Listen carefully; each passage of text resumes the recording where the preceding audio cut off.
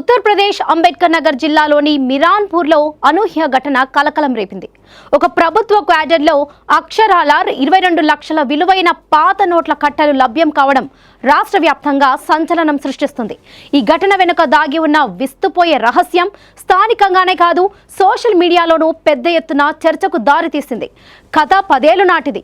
ఈ క్వార్టర్ ఒకప్పుడు జిల్లా చీఫ్ మెడికల్ ఆఫీసర్ డాక్టర్ బ్రహ్మనారాయణ తివారికి కేటాయించబడింది. 2014లో డాక్టర్ తివారి అనుమానాస్పద స్థితిలో మరణించారు.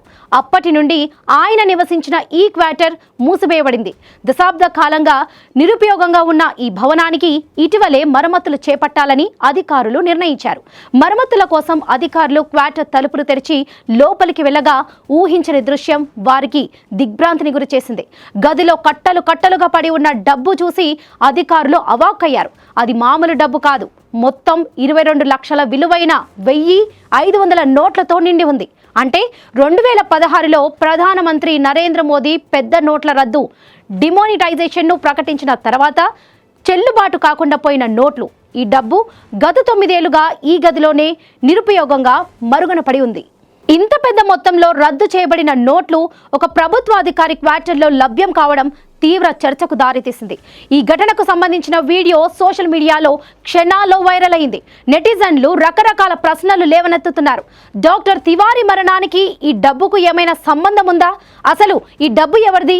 డిమానిటైజేషన్ తర్వాత ఇంత పెద్ద మొత్తంలో డబ్బును ఎందుకు బయటకు తీయలేదు?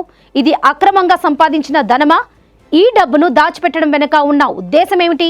ఈ ప్రశ్నలు ప్రజల్లో ఉత్సాహకతను మరింత పెంచుతున్నాయి. ప్రస్తుతం లభ్యమైన డబ్బును అధికారులు స్వాధీనం చేసుకున్నారు.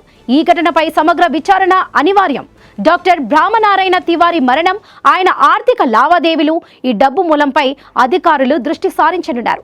ఈ సంఘటన జిల్లాలోనే కాదు, రాష్ట్ర వ్యాప్తంగా అవినీతి, అక్రమ ధన నిల్వల గురించి తీవ్రమైన చర్చకు దారితీసింది. పూర్తి విచారణ పూర్తయితేనే ఈ 22 లక్షల పాత నోట్ల వెనుక దాగి ఉన్న అసలు రహస్యం బయటపడుతుంది.